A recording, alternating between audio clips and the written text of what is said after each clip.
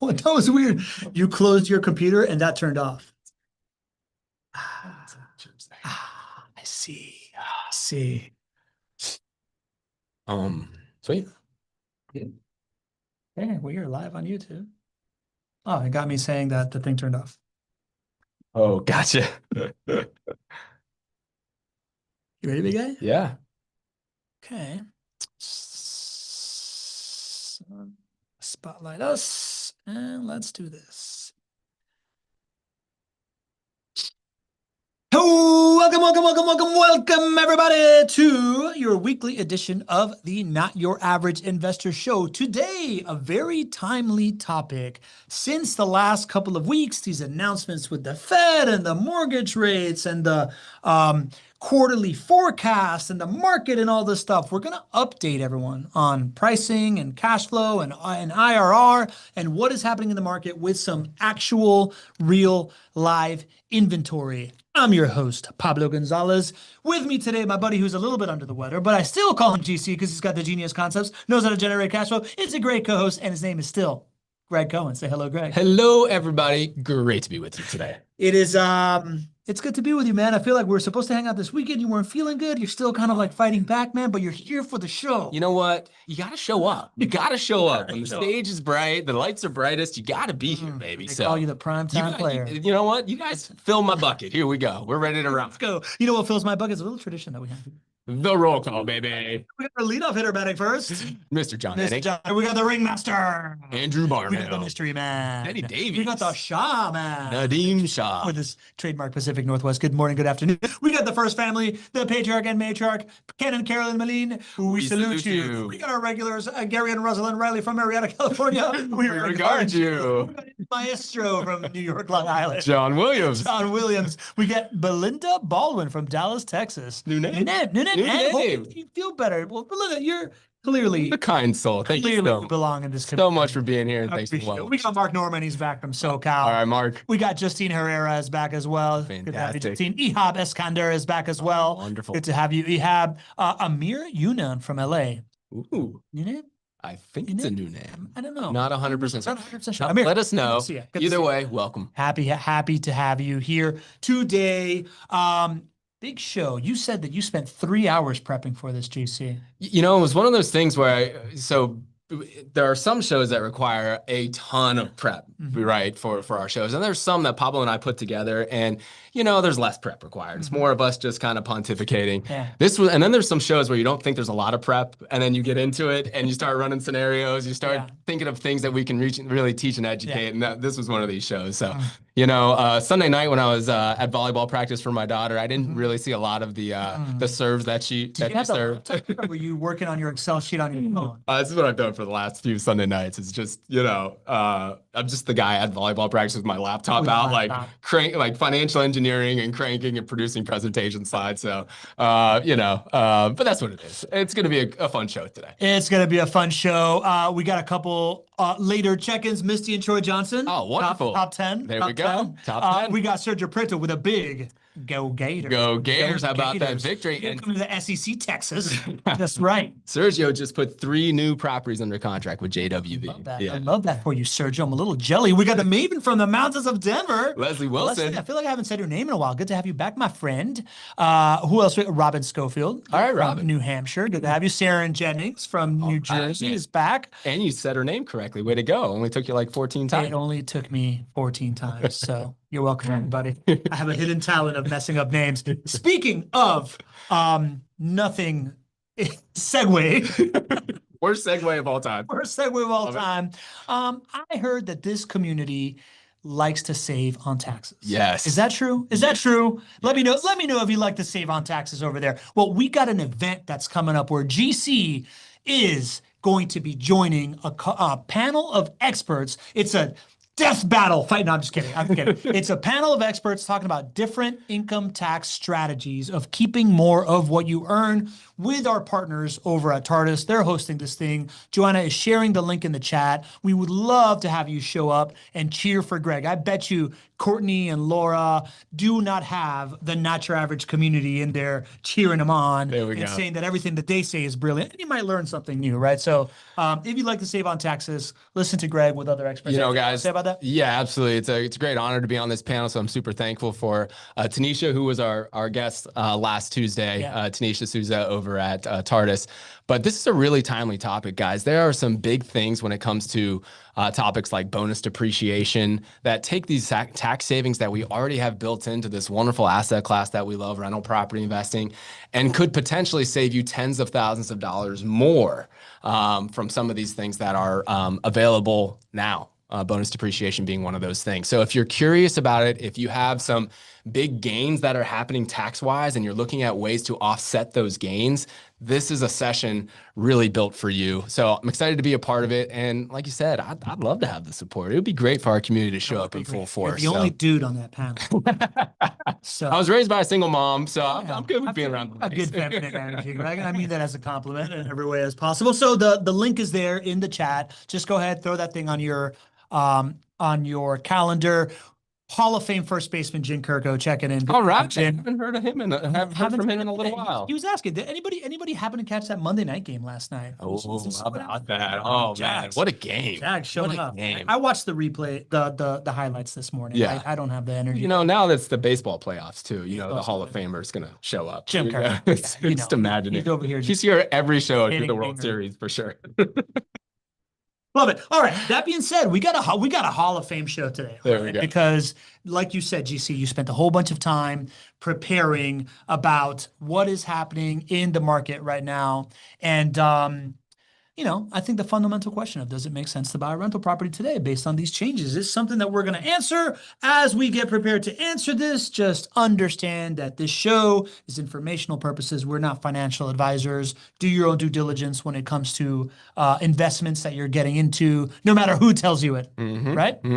And if you want to talk to an expert, go to chatwithjwb.com. Hop on the phone call with us if you want to talk to us, or you can call JWB at 904-677-6777 and text 904-293-0341. Last but not least, we've got this, the Q4 2025 Jacksonville Real Estate Market Outlook. I see a couple of friends of ours in the chat that haven't said their name in a while, so maybe you don't have this thing yet. Yeah. But this is the forward-looking Q4 Real Estate Market Outlook. Make sure that you scan it. Make sure that you get a copy of that.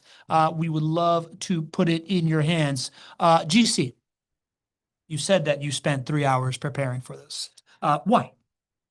Well, this is a portfolio of the month show. We do these about twice a quarter, and it's always a ton of fun. But I think this one's a little bit more important because I think there's just a difference to the way that I see rental property investing today versus what the average approach is right now. And so I wanted to dig deeper. I wanted to, kind of make it a little bit clearer as to why I see right now being such an advantageous time to buy rental properties. Okay. So I wanted to put the work in and try to make it clear. There are some clear advantages today, even from 6 months ago, or even going back to years in the past when we know that it was an absolute no-brainer to buy rental properties. And so I wanted to kind of accentuate those. Well, let's start with two kind of like things, right? Like one that everyone's talking about, this drop in mortgage rates, I think bears analyzing. I'm assuming that is creating a positive scenario for rental property investors right now. You want to explain it? Yeah, absolutely. A drop in interest rates is really important for a couple of reasons.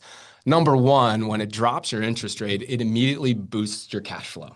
And so we all love more cash flow when we can get that. Yes, we do. So we are all rooting for lower interest rates. But what many people may not think about is a drop in interest rates also potentially decreases your amount required to invest substantially. Yeah. So a 0.5 point drop could drop the amount that you need to bring to invest in one rental property by $5,000, $10,000, maybe $15,000. So it's a double amazing thing. I don't know what you want to call it. It's a double win when you have lower interest rates coming our way, and it really, really makes a difference. So I just went back to just June of this year to see what our average 30-year mortgage interest rate was across the country. As you can see it here, it was around 6.9%. Today, it's about 6.3%. And, you know, JWB clients always get lower interest rates because of our lender network. And so JWB clients back in June were getting an estimated interest rate of about 5.5%. Today, under 5% is what folks can get. Greg, I just ChatGPT'd this. A double win is often called a double whammy or a win-win scenario. Well, I was thinking double whammy, but whammies are bad, right? Bad? Yeah. Double positive whammy. Anyways, win-win scenarios. There we go. Win-win. No, but then it's a double win. It's a double win. All right. Anyways, it's a double win the same as a win-win. What I think about the win-win is what you just said, right? Like this is this idea of increasing cash flow and also potentially reducing the amount of money needed to get in at positive cash flow. Yes. I see it as something that's good for those of us that were ready to invest. And it also opens up the aperture, which is what I like to say. Well, I don't think that's adequate, but like you say that whenever you can, even if it doesn't apply. That's why I said it. That's why I said it. It also increases the amount of people that can get it. Right. Right. Like if all of a sudden you can invest at a lower price with positive cash flow, or there is just more cash flow, that makes it so folks with either a little bit less money up front or more that they were going to plan on in reserves, maybe they start being able to like consider this because it now fits their risk profile and fits their experience that they want to have. 100%. What are the two biggest reasons that people say that they can't invest in rental properties right now or choose to not invest in rental properties? Money and cash flow? There you go. Right? You solve both of those with this win-win, double whammy, double win, or whatever this is. But it's good. Got it. So speaking of double win, so there is this this piece of the interest rates, and there is a new incentive combined as well. Right? It's a new / old incentive. Okay. Right. So, but I wanted to point out how much the incentive matters today versus what it was just 6 months ago. Yeah. So this incentive that JWB has been offering is a result of interest rates being higher than what we all want. And because we are vertically integrated and we are absolutely motivated by you hitting your goals, and in order to do that, we need to get positive cash flow right off the bat for you. We have decided many months ago to go ahead and increase our incentives to be able to allow folks to do that. So the incentive back in June of 2025 was about $5,000 per property purchased. And that means that clients who bought in June literally receive a check within 30 days of $5,000 that they can use for any number of reasons, positive cash flow, reserves, whatever it is. And so that at that point, that was the most that we had ever given as an incentive. Again, interest rates are higher than what we all want. So that was the most we give. Now, October, today, our incentives have been this high for quite some time. And we haven't really talked about it on the show, but I wanted to illuminate it here. So the incentive package per property comes out to about $14,500. That's a lot of money. Now. Yeah. And that is literally a check that clients receive. So you want to talk about a big cash flow hit? Boom, nothing better than 30 days in receiving roughly $14,500. So the way to get that is there's a $13,000 cash flow credit, plus JWB is waiving the first year of tenant placement fees. All in all, it comes out to about $14,500. So 30 days in, you put this property on the contract, you close on it, it's already cash flow positive month one. 30 days in, you get $13,000 in your savings account that you can put in as your rainy day fund / like to fund extra cash flow if you want to parse it out that way. Yeah, exactly. In fact, the actual check is about $14,500. Okay. It covers the first year of the tenant placement fee. So yeah, you're talking about 15 grand back in your account, which again, rainy day fund, positive cash flow, you name it, it's all a good thing. I want you to clear something up. You just said that as a vertically integrated company, this is kind of like why you guys do it. Can you elaborate a little bit more on the idea of like, what does this have to do? What does this incentive have to do with being a vertically integrated company? You know, we've done many shows out here where we look at other evaluations. And has there ever been a show where we haven't found something that was wrong on another evaluation where they fudged the numbers a little bit? Not whenever we look at other evaluations. No. Yeah. So, you know, it's easy to fudge the numbers if you are not there on the back end managing the money. Yeah. and we are on the back end managing the money. Yeah. If we put an expectation out there for a client, there is nowhere else to go other than JWB if it doesn't work out. And that's the big difference. We're vertically integrated. We are the one phone number to call. And that motivates us to make really good decisions when we sell assets and how we prepare our pro formas for our clients. That eliminates the chance for us to fudge the numbers, because if we were to fudge the numbers, there's no way that clients would come back to us and fulfill their buying plans, and our business model would be at risk. You know, for other providers that are not vertically integrated, it is easier to fudge the numbers because they're motivated by the sale. They make the money on the sale. So if they fudge the numbers a little bit and maybe, you know, become too rosy in one place, or don't put any maintenance cost, or don't put tenant placement fees on your evaluation, well, they can still hit positive cash flow, but it's a joke. It's a joke. It's not real. So it's a mirage. It's a mirage, right? So illusion. But it sells. Yeah. It sells because, and it's a shame because people, you know, it's hard for people to get into this asset class. It takes so much courage to buy a rental property, especially if you've never met that person face to face who you're buying it from. You might be 1,000 miles away from where your rental property is. And the real shame is that it's so easy to fudge numbers on pro formas that many other companies do it. And what happens is somebody has a bad experience, the numbers don't line up, and then they never buy their next rental property again. And that's the real shame. So there's a difference between buying from a vertically integrated provider. It's the same thing that you all probably know with however you invest your money. Yeah. If the person on the other end is the only place to go to, win, lose, or draw, then they are going to be motivated to make more money when you make more money. And that's a time-tested, simple strategy to follow if you want to have success investing. I love it. A couple of comments here. For that sub 5%, anonymous attendee is asking, is it also sub 5% loan for an LLC DSCR loan, or is that a different? No, it would be a different interest rate for that product. Okay. HT is saying, hi HT, good to see you. The credit really helped us with our second STIRA property, right? So the credit still works for those. To get multiple properties, does this incentive count for each property, or is it a one-time incentive? Yes, bingo, Saren. It's for each property you purchase, and there's no limit to the number of properties that you purchase. Amazing. Yeah, how about that? So you can just rack those things up. All right, GC. So the combination of lower interest rates and extra, you know, like, and how this incentive plays into it. What does it mean for, if I'm as a property investor, like, what am I thinking about? This is what it means to you. It means higher monthly cash flows. So whereas before we were talking about largely break-even cash flows, slightly positive cash flows, now our cash flows are $150 to $300 per month. $150 to $300 per month cash flow right now. Yes. Okay. Now, instead of needing 30 or 35% down in order to get positive cash flow, now you can get positive cash flow with 25% down. And sometimes you can even get positive cash flow with only putting down 20%.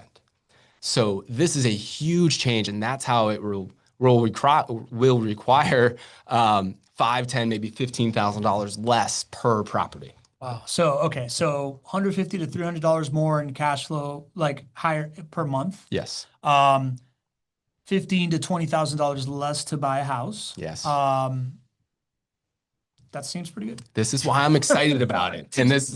And I want to accentuate it. It's a good time to do that. This is the right platform to do it. Let's accentuate it then. Let's see this thing that you put together here. Yeah, so I wanted to use real numbers, and I went back to June because that was, again, the time when interest rates were the highest this year. And I said, all right, let's look at a purchase today, and let's look at a purchase in June of 2025. All right, today I chose a property that's currently available on 19th Street. You've got your purchase price of $220. Today, you can purchase this property and it's still cash flow positive, and you can put 20% down. So that property only requires now about $61,000. Previous to this, we were preparing clients that on average it requires about $75,000 out of pocket. So when I'm talking about potentially $15,000 less out of pocket, this is a great example.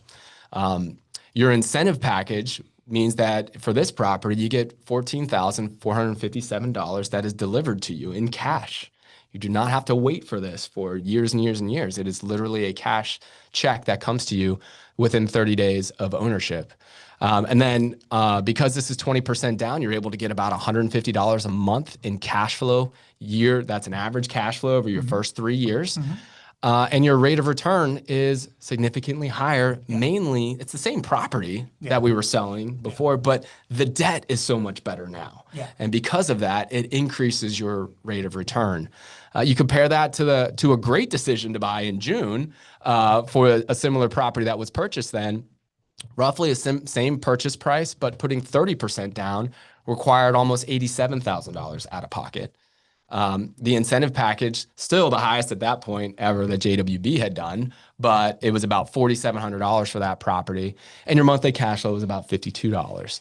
Overall rate of return, still where we want to be. We've been at between 9 to 10% for years now. But right now, it's a significantly opportune time to acquire because the debt has come down and because these incentives are still in place. Yeah. Like to me, what I love the most about this is this, to me, the one that drives it is this like ability to put it at 20% down now, right? Like, having the ability to do that, we know juices the IRR, right? Because now you are getting more leverage, which means higher IRR. And of course, the lower down payment as well is so good. Like this, $26,000 less to get a house of roughly, like very similar price, and an extra 2% just on leverage alone, just on financial engineering alone. I love the idea of my money working even harder for me without me having to do any extra work. 100%, man.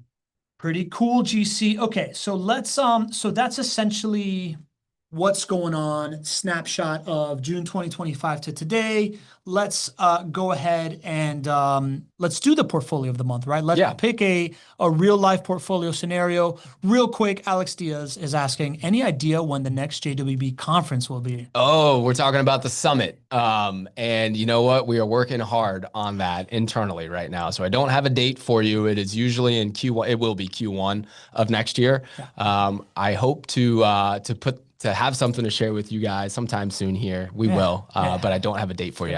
We feel like we got to get going on that. And I think this is what happened last year. I think the community started nudging us, right? Like, because it's so easy to forget, right? Like, it's like, right. We know it's going to happen. We have a million other things to do. A conference, like the summit is its own baby that we have to birth every year. Right. So we kind of like put it off until they start nudging us, and then it's like, oh, okay, we got to announce the same date. We have received the nudge, and I appreciate it. It's going to be an awesome conference. I can't wait. Can't wait to have it though. We'll share that with you in the coming weeks and months. Okay, sounds good. All right, so back to the portfolio generator. If you haven't seen this thing before, Greg aspires. He has a part-time co-founder of a $200 million company that's developing 20 city blocks in downtown. He's a full-time aspiree for the Excel World Championships. Yeah. I mean, I think a boy can dream. A boy can dream. So he's put together this portfolio generator that is really another flex in the world of vertically integrated investing, right? Like it supports the thesis that if you're doing it the right way, you find the team first, the market second, and the property last, because the property will be really easy if you're dealing with the right partners. So on this sheet, we have essentially the features of the property, right? Like the property, the zip code, the different things you want to know, bedrooms and parking garages and square footage and year built and sewer septic. Then we've got today's numbers, which include purchase price, the percentage that you put down, the current rent right now, the property tax right now, property insurance right now. These are all real numbers. And then they have performance numbers of tomorrow, right? Like this expected maintenance percentage, vacancy percentage, rent price appreciation, home price appreciation, those types of things. That's, again, another flex of the vertically integrated model of really being able to control these numbers going tomorrow. How'd I do with that? I think you did a great job. I didn't practice that. I think you did a great job. And I'll just add here that this is built, this portfolio generator was developed really, I think, over the last couple of years. And it was built with you in mind because we heard from a lot of our clients, and I think it's a very normal and natural thing to want to be a part of, that they wanted to see how the sausage was made. They wanted to see how we were suggesting the properties for them to fill for their portfolio. And this is an opportunity for you to be a part of that process. Yep. So we always are going to make recommendations for you, but now you're going to get to see a part of it, and it's able to be done with you on the sales call. We're able to adjust things. You can ask a question like, well, what if I put 20% down here? What if I put 25%? Why should I do this? What should I do that? And so it's a really fun interactive process that if you're not a JWB client yet, this is how we would actually together form the right portfolio for you. To show you how easy it is, I'm just going to do it in real time, right? So like this is the actual live inventory at JWB right now, right? We've got these 15 properties. I've selected all of them. We then go to this tab right here, which gives us the performance. And we're going to look at it and we're going to rank internal rate of return, then looked at its positive cash flow, and then we're going to look at initial investment, right, GC? We are. So as I look at this sheet here, I look for the 3 with the highest internal rate of return. That puts us at, you keep track of this, 1406 Ellis Trace. Mm-hmm. Yep. Then we've got 1596 30th Street West. And then we have 1138 17th Street. All right. So like we're going to select these first 3 to get started. Let's do one thing before we do that though. Yeah. Okay. Let's go back there because I want to go a little bit slower because I want you all to see what we see as we're putting the right portfolio together. Mm-hmm. So what we have started here is with assuming 25% down. Mm-hmm. But as we just talked about, there potentially is an opportunity to put 20% down. Mm-hmm. So what signals to me that there might be an opportunity to put 20% down? I'll show you.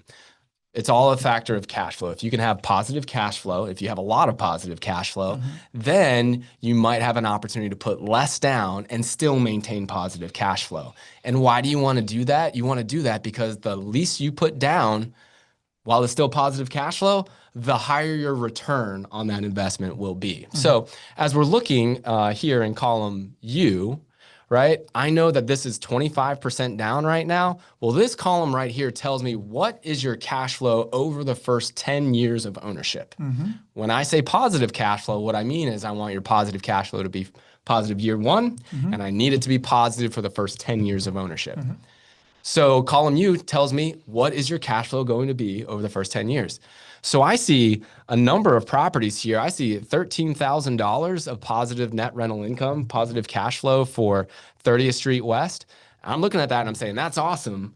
But I'm saying in my head, maybe that's an opportunity to put 20% down. Yeah. I see a few of them that have over $5,000 of positive net rental income. Mm-hmm. And in my head, I'm like, that's exciting, not just because of the positive rental income. Mm-hmm. It's exciting because I get to juice the return on investment potentially by dropping the down payment. Got it. So when you're looking at this, you're thinking not just like, what does this look like, but what options does it give me to be a financial engineer? Exactly. All right. So do you remember the properties that we said, GC? What were they? Let's say. Oh, and I wanted to point one more thing out because this is something that we have added, and this really came from feedback here on the show. Mm-hmm. You all said, well, how do you know that it's positive monthly cash flow year 1? And my response was, well, every property is positive cash flow in year 1. Mm-hmm. It just depends what percentage down we need to put down. And so we made it a little bit clear here on the evaluations as well. So monthly cash flow, this is the average cash flows for your first 3 years. What you'll find there is it's just like we said, between $150 to $300 a month in positive cash flow. Mm-hmm. Reintroduce the cash on cash return because our cash flows are so strong now. We're reintroducing that concept along with internal rate of return, which is again between 10 to 12% now. Got it. Do you see, is it possible to get a copy of this spreadsheet without, like Ernest is asking if that's possible? It's not possible. You got to get on the phone with us. This took hundreds and hundreds and hundreds of hours to build this thing. It is a beast behind it. So it's proprietary. And honestly, if we just started sending it out to folks, you wouldn't know how to use it. There's a lot of things that you got to know how to use to make sure that this is easy for everybody. So you got to get on the phone with us. We're happy to build this for you. Got it. And Leslie Brooks is asking, how are you determining the IRR? The right way to determine the IRR? It's a great question. Yeah. You know, internal rate of return is the right way to analyze your return on investment for an asset that has where the timing of cash flows is different. So different years has different amounts of cash flows, and the amounts of the cash flows in those years are different. This is a high level way to analyze your return on investment, and it's what's required for rental properties.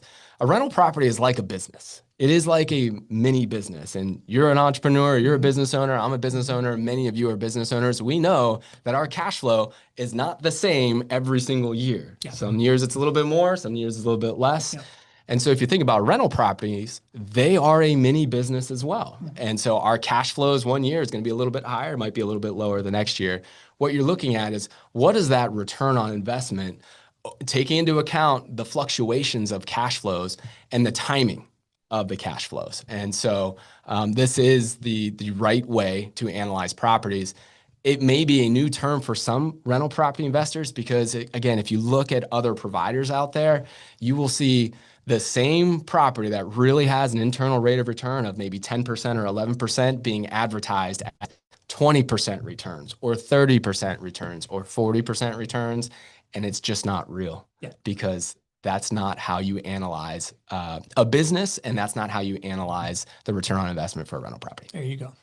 All right, GC, you've got the properties ready to call them out for me? Yes. Okay, good. Because we're going to take a quick break. And I know a lot of people have joined us in the last couple of minutes. I want to promote the fact that everybody in this community loves saving on taxes and loves keeping more of what they earn. And our boy GC is joining a panel of other experts on Thursday to talk about how to keep more of what you earn. Joanna just shared it in the chat.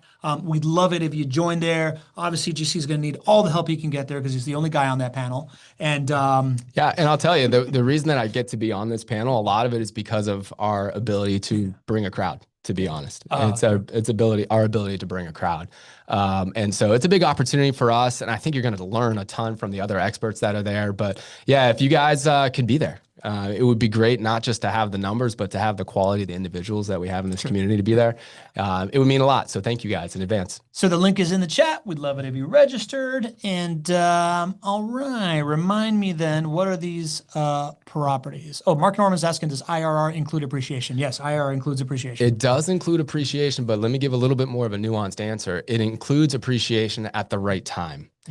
Because what it does is it factors appreciation coming in at your liquidation. So that might be a 10-year liquidation for you or a 15-year liquidation, which the return component of that over 15 years needs to be taken into account as when do you receive the money. Yeah. Saying it another way, if you're going to sell in 15 years and you take that appreciation year one, that's a way to juice your returns, but it's not real. You didn't receive the appreciation in year one. Yeah. And this is how other pro formas inflate their return on investment because they'll put home price appreciation in year one, but in reality, you're buying and holding this thing for 10 years or 15 years. So long way, but for all of us data nerds out there who know a little bit more about internal rate of return, the simple answer to Mark's question is yes, it includes home price appreciation, but it's at the year that you receive it. It's not inflating it by pushing it forward. I'm going to bring another term that I like to associate with IRR. It's something that we've championed here. It's outcome-based investing. Yes. Right? If you are trying to drive an outcome, like you have a date for when you need that outcome, and the IRR actually takes into account when that date is to give you a true rate of return based on reverse engineering from that outcome forward. 100%. Right? So when you cash out, if it's to retire, if it's to, pay for your kids' college education, if, like these kinds of different things, IRR allows you to incorporate all 5 profit centers in relation to an outcome. Well said. You like that? I love it. Okay, yeah, whatever. All right, so we're going to go back to the sheet. Now we're going back to this first tab. I'm going to unhighlight these. Well, we're going to pick out. Let's do something first. Okay. Let's go back, keep that 15th property there, and I want to drop it to 20%. Okay. All right. Throwing some curveballs on me here. I know. People like it. They know that we don't rehearse this ahead of time too much. I did this wrong already. There we go. You're all frazzled. What's going on here? Just put 20%. I did put 20, but now it's just saying 20. Oh, well, Try it with I'm not sure what you did, but go to a lower one and just put 20 in there. I'm sure it'll. There you go. All right, cool. So now I can just drag this down. Yep. And put I'm not sure if you need the percent for the top one, but I would put that on the top one there. There we go. All right. So now let's go over to go back to the sheet here. Yeah, because I just want to show people what we're looking at. You know, when people say, hey, listen, I can't buy a property if it has negative cash flow, it's all a factor of what you are putting down. And so our properties are built to be cash flow positive at 25% now, but there are some examples where we can put 20% down. And so here's largely how I'm going to select those properties, which we'll be doing in just a second. When I put 20% down instead of 25, now it's cash flow positive year one, but it's not cash flow positive over the full 10 years. And so I'm not going to choose those properties that are cash flow negative at 20% down. If there are some that are cash flow positive, those are going to be the first ones we choose. If that's not possible, then we're just simply going to go back to 25% down, which is where we saw many of those assets over $5,000 of cash flow over the first 10 years. So this is financial engineering. This is what JWB is doing on the back end to make sure that we're selecting the right asset for you guys. So we see with the 20% down, the cash flow tick down, the monthly cash flow ticks down a bit on all of them, but the IRR ticks up, right? Like what we normally tend to see. There you go. Along with kind of like the initial total investment also goes down, right? Exactly. Cool. Exactly. Okay. All right. I'm glad you threw that curveball in there, GC. All right. So now we're going to go back to 25 for all of these, right? Well, no, we can stick to 20. Are we going to stick to 20? Yeah. I don't even know what to I just don't know what I'm doing. Now let me give you the 3 that I chose. Okay. All right. I don't know if we gave the ground rules for how I'm choosing this portfolio. It did. We looked at IRR, then we made sure that it was cash flow positive, and then we looked at down payment. True. Additional, I was going to talk about if you had $175,000 and you came to me, this is what I would do. So I'm working with a budget of $175,000. Got it. Am I right on these right here? I remember it was Ellis, it was 1596 30th Street, and then 1138 17th. You got it. Love it. So this is where JC is talking about, right? This is where he puts the amount of money to invest here, right? So that's the assumption we're working with. And once we pick these ones, I'm going to just show something else new that we hadn't shown before just because we weren't working with a full portfolio, but the Pac-Man model is alive and well here, right? So like it is able to break out the different profit centers. As we always see, home price appreciation is the Pac-Man, right? When you lay it all out there. If you know, you know. That being said, GC, so now we are here with these 3 properties. Where do you want me to highlight it from monthly cash flow on like this? I think these are our winners here. Yeah. It just happens to work out. I set the number at 175 before I actually went through these examples, but it just happened to be that there were 3 assets that we could have positive cash flow year 1 and positive cash flow over the full 10 years.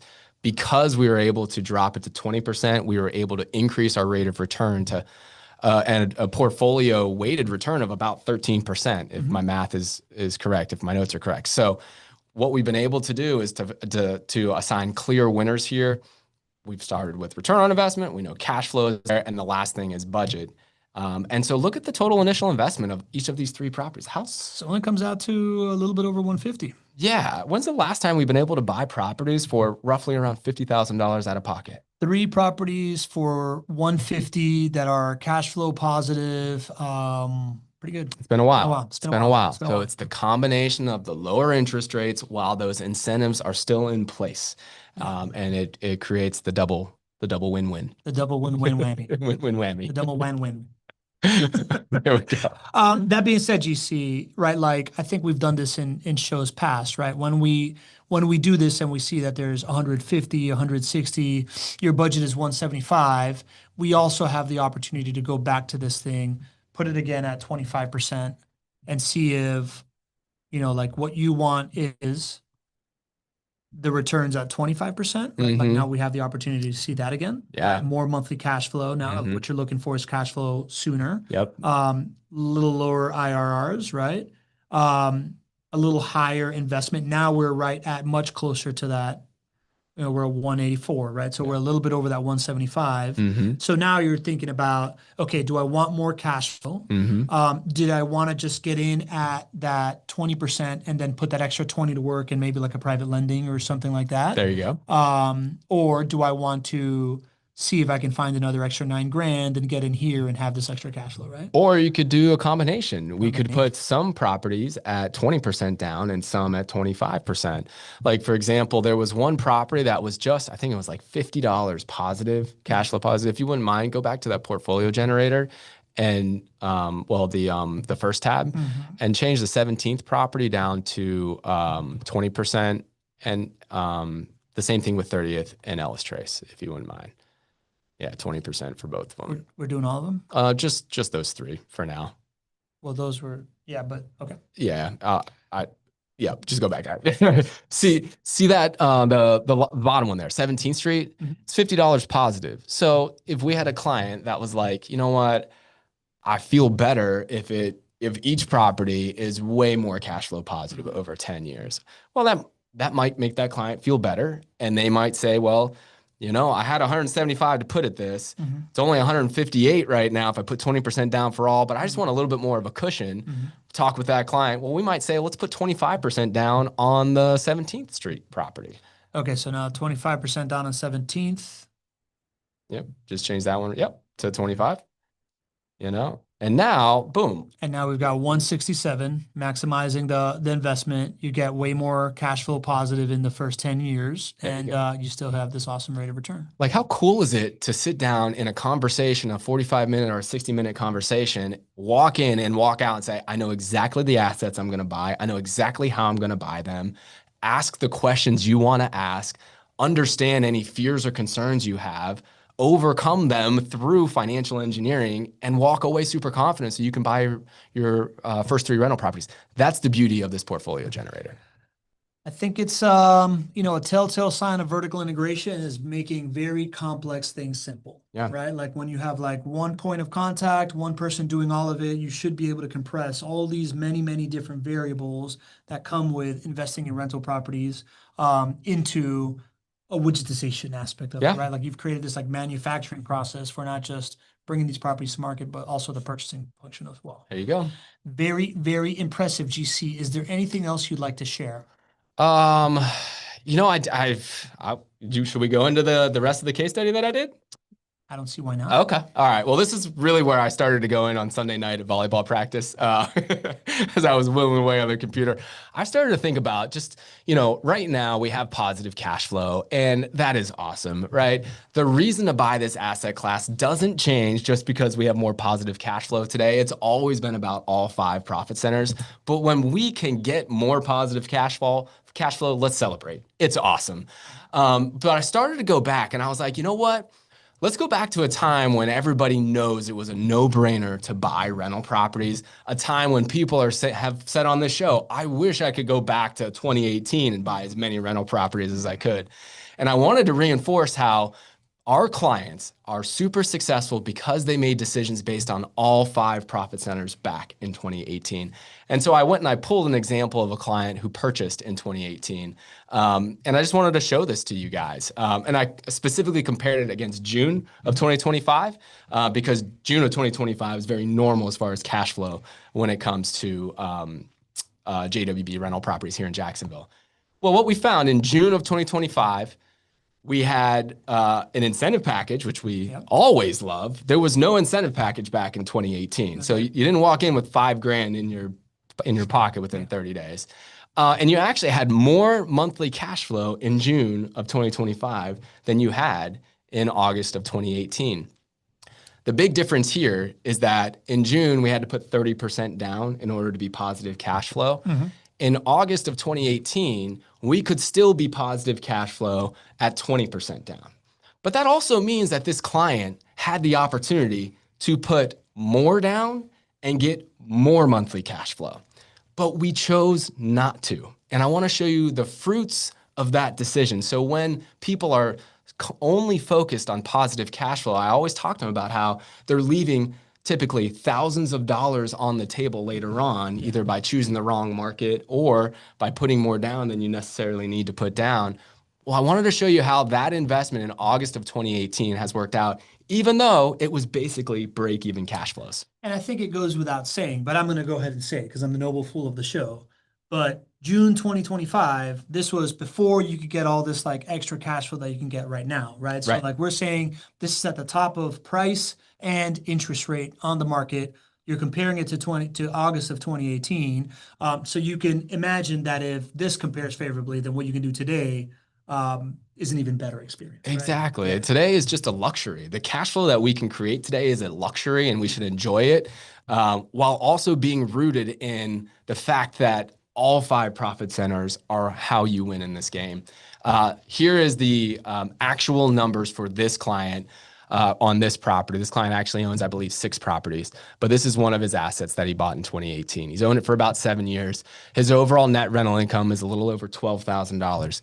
You know what? I did the math on that, divided that by the number of months there. It comes out to $129 of positive cash flow per month. Okay. Is that high for you? Is that low for you? How does that feel? I mean, that sounds about average over the time we've been doing this show. Average, right? Certainly not going to change your life from a cash flow perspective. I guarantee you this client, he only expected 33 when he bought the asset. He is not going around. He did not buy 5 other properties because it went from 33 to 129. Like positive cash flow does not change your life today. But by financially engineering this in a way that we can maximize all 5 profit centers, look at what we've been able to do with this client, right? He's maximized his tax savings to about $3,500. He's paid down about $17,000 in principal. His resident, his tenant has actually paid that down for him. And then he invested with the right team in the right market. And because he only put 20% down, his return on investment is so much higher. He has about $121,000 in home price appreciation. Nice. For total profits of $154,000. And his return on investment, every year his money has been working for him at a rate of 23.5%. That's his internal rate of return. Like this is a huge win in 2018. And then today, we still get to maximize all 5 profit centers. We still get to take advantage of the long-term growth of Jacksonville, but we just get a little bit sweeter with the positive cash flow that we have today. So that's what I got inspired to kind of put together on Sunday night. And I hope it kind of illuminates why I believe this is such a good opportunity to buy today. I would love to fast forward in 7 years and see myself to have 154,000 more in passive wealth creation. You will. Oh, that's right. You will. Oh, that's right. You will. You will. Oh, that's right. And I know because I have properties with JW. You do, and it's not a question. This is the most consistently performing asset class over a full market cycle. So it's like we know the answers to the test. We just got to get in. GC, I know that it's always a good time to buy rental properties, right? Like I think the idea of when we talk about the vertically integrated model, I think one of the underappreciated things that you think through when you build a vertically integrated company is that if you're promising people that you're responsible for like the full delivery of, if you trust in this for retirement, we're going to get you there. You've thought through the manufacturing and like the creation and bringing to market of the homes. You've thought through the making it easy to buy from a decision-making standpoint. But I think the underappreciated part of this is that JWB is consistently thinking, if you are building out a plan with JWB, you can count on the idea that we think through taking the pain away from market fluctuations when the media is hammering you and your friends are telling you that it's not a good time to continue on a plan. Right. Like that to me is what's really apparent when I look at this like difference between August 2018, June of 2025, and right now. It's that you guys really, really think through. Like I think the uneducated person can think, oh, well, they're just coming up with incentives to sell homes. But really what you're doing is you are lessening the pain of people to continue the schedule and continue to work on a plan to be able to like set your clock to this way of retiring through an alternative investment that previously wasn't really doable until you guys figured this business out. Yes. And, this is a company that has been here for 20 years and will be here for the next 20 years, 30 years, 100 years, whatever. It's that type of long-term thinking, right? This is like we understand, like our returns are a function of what the market requires today. And what the market requires today is a function of what interest rates are today. And when interest rates are higher than what we want, we're going to, if we are here for the long haul to see you retire, to see you send your kids and your grandkids to college, well, then our evaluations need to change because we are unwilling to fudge the numbers. Whereas others, it is a lot easier to fudge the numbers, right? Our margins on our properties are lower today because we care about the right expectations and because we've already been here for 20 years. We're going to be here for another 20 or another 100 years. And other companies don't think about it that way. It's hard for other companies to make decisions that aren't short-sighted. So it's just who we are, and we're in a place where we can afford to make these decisions, to have lower margins, to be able to give incentives like this, partly because it's what the market requires, and partly it's because of how we're built as a company and how long we are going to be here to serve our clients. You say it's like this like luxury to be able to like invest right now and have this extra positive cash flow. I see it as like it's truly a luxury to be able to have a company to do business with that has been there, plans to be there, believes in goal alignment and thinks in, 20-year cycles like you guys do. Like I as somebody that has gotten to see the guts of this operation, and generally this has been my business school, and you've been the closest thing to a boss I've had in the last 5 years. I just never take it for granted that this like outlook is something that is so rare. Because I look for it in other places and I don't generally find it. And I think it's hard to comprehend until that clicks in for you of just like how much of a luxury this is, man. So I think it's really, really cool as an entrepreneur to entrepreneur, bro. Thanks, man. Yeah, man. Well, Sure. That being said, that's it for today. Good job, buddy. Yeah. Hey, Good no job, questions? No, we had some questions Oh, yeah. that I peppered in here. All right.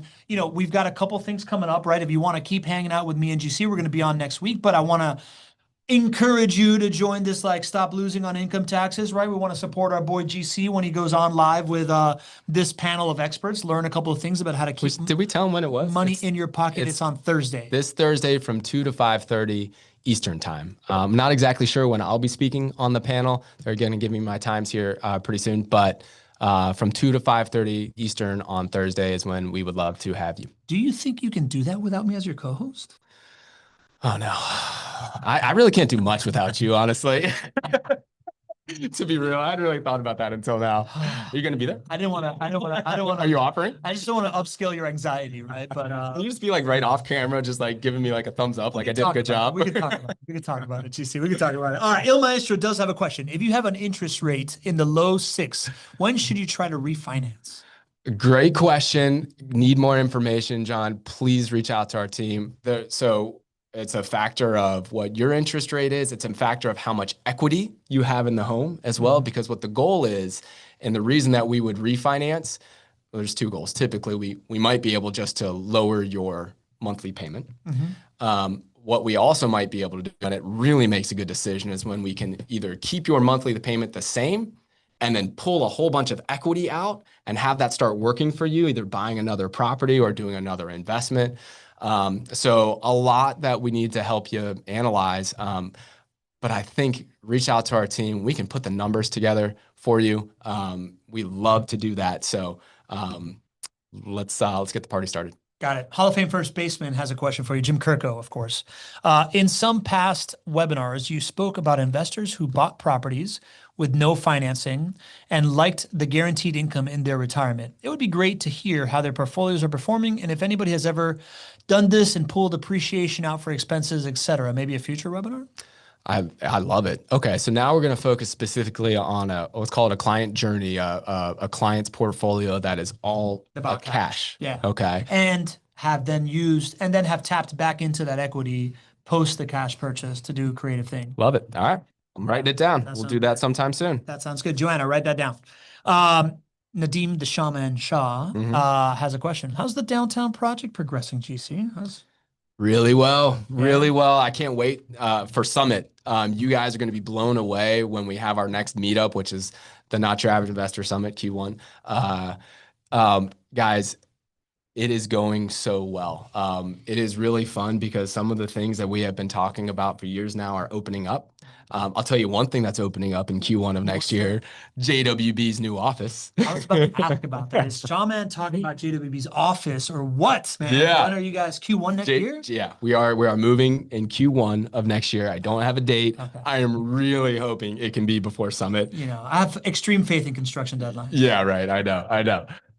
We just prepped the team. We did a team presentation last week and showed everybody, where we're, obviously they know where we're moving, but just some of the things like parking and how the space is going to look and where everybody is. We have a gym in the office. Yeah. We have a amenity floor. It's going to be great. So anyway, JWB is moving downtown, Q1 of next year. The big news for downtown is that we were able to lock up a premier grocer to come downtown, and it's in Gateway Jax's holdings. It's in Pearl Square.